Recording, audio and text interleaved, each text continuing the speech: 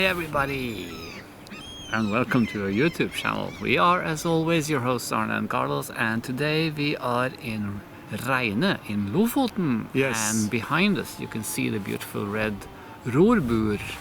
Yes, we're doing something different this year. We've actually taken our beetle and driven all the way up to the Lofoten Islands in Norway. They are probably some of the most beautiful islands in the world. And can you smell the money? Yes, I can smell lots and lots and lots of money. That's actually true.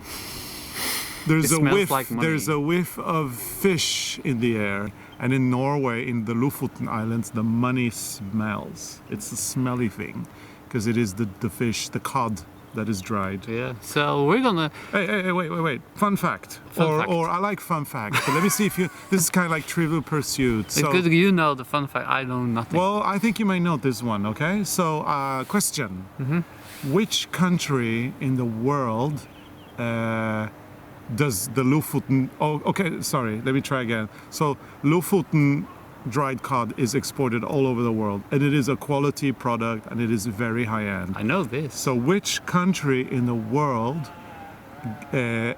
imports the most of the cod from Lofoten? Italy. And do you know? I knew that. Okay, so how many percent?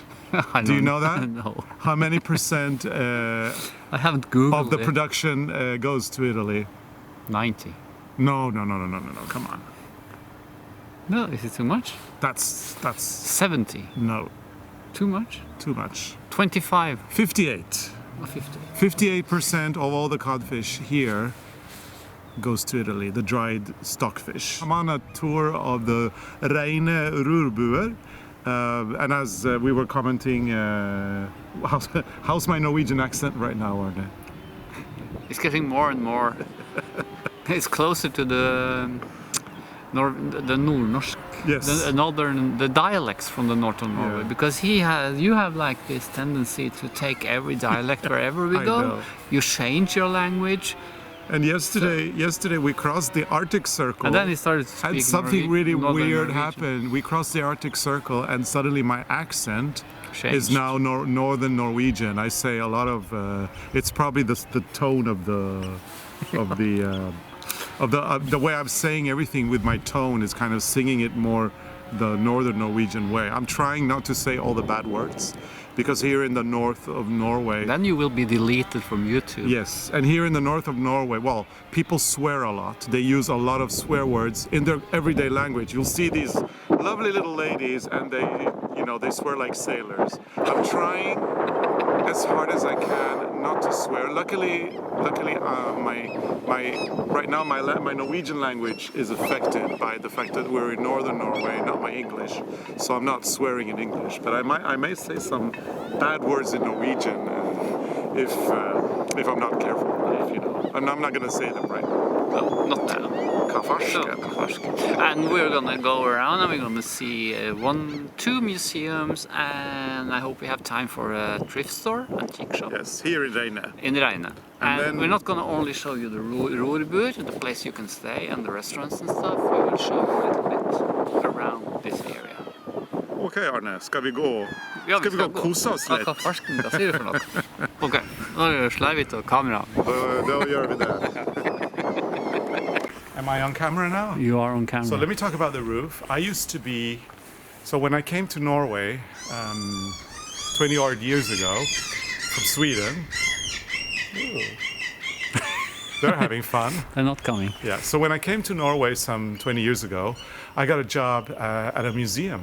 And I worked as a guide for French tourists. And you were wearing folk costume. I was wearing folk costumes. And you did folk dance. I did folk dancing, and I was speaking, I was guiding tourists in French, because at that time there were loads of buses coming in with French tourists to the museum, and they were desperately looking for people who could speak French, and I needed a job, so I ended up doing that. So I learned a lot about Norwegian culture in the museum. You know more than Yeah, me. and that was a funny thing, because I come from Sweden, and even if we're in the same region in the world and we speak similar languages, and we can understand each other, it's still completely different cultures. So I want to tell you a little bit about the roof, which is something I learned.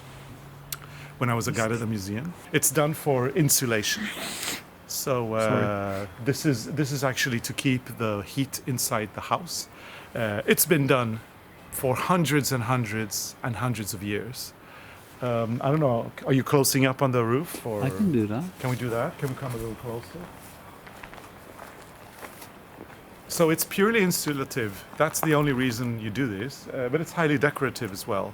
So what you do is you cut grass from the ground. You take a shovel and you make a square, right? And actually it's a double layer. So the first layer that you take, you cut the grass with the earth like a square. You pick it up and then you turn it upside down. I knew that. And you put it on the roof upside down with the grass facing downwards and the earth facing upwards. Now this creates a whole layer of insulation below, right? Then you go back and you cut a new square and you take that square and you put it on top of the first square and you put it the right way. So you put the earth facing downward and the grass facing upwards. So what happens is the square number 2 that you put on top of the square number 1 will develop roots into square number 1. And the square number 1, because it's got the grass facing the roof, will keep it even nicer and warmer and toastier. So that's how you actually make this roof. And you know what's under? What's that? Yeah, wood. And then the birch.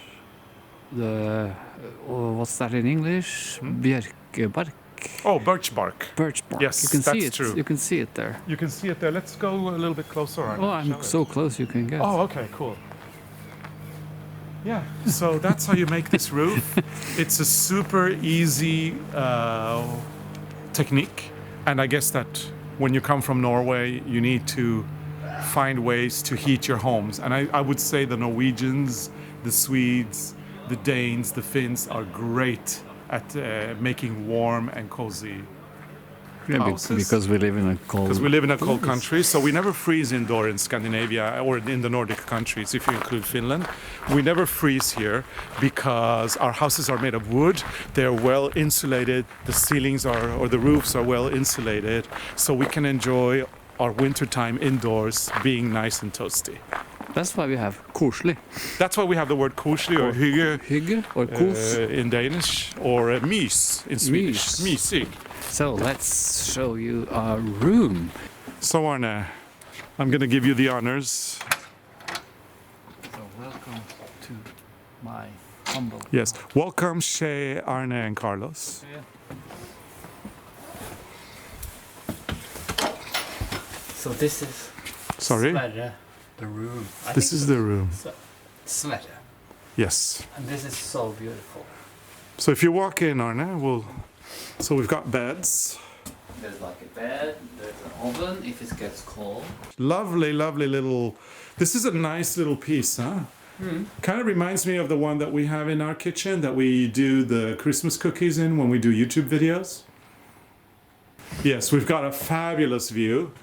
So this is the view from our rorbu. And the sun is coming.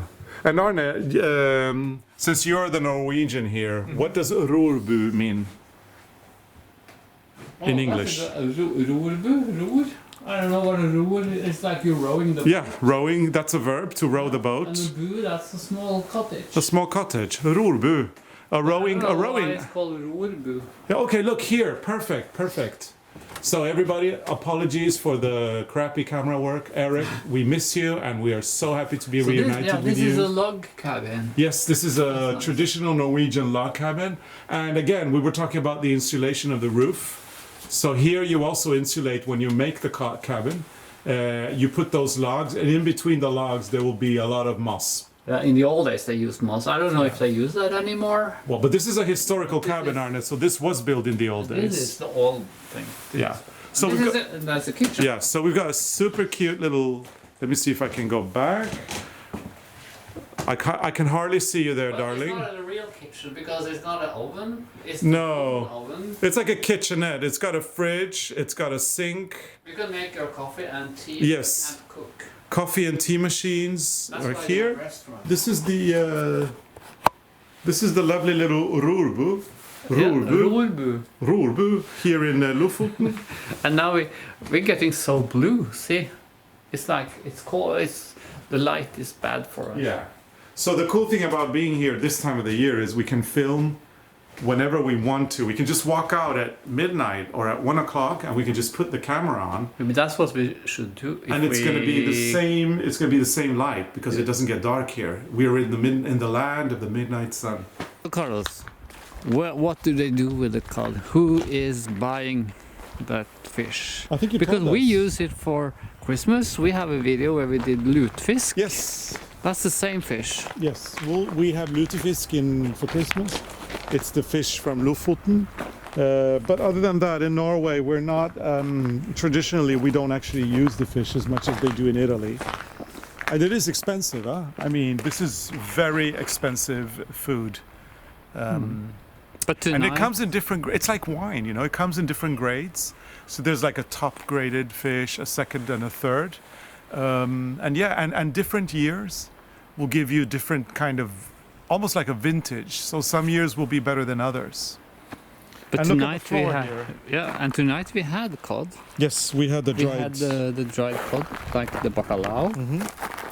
So they serve it up here in the local Yeah, restaurant. and this is salt. This is salt from the drying of the cod. Looks nice with our shoes. Okay. And this would be the traditional way of drying of hanging the cod to dry. You can only, you can only hang the cod for a certain amount of time. It's like 2 to 3 months, and yeah. And I'm the cameraman. You're the camera guy until Eric comes tomorrow. See you soon, Eric. See you. We can't wait for you to take this camera off our hands. Now we're going to take a walk in the village. Yes. See you.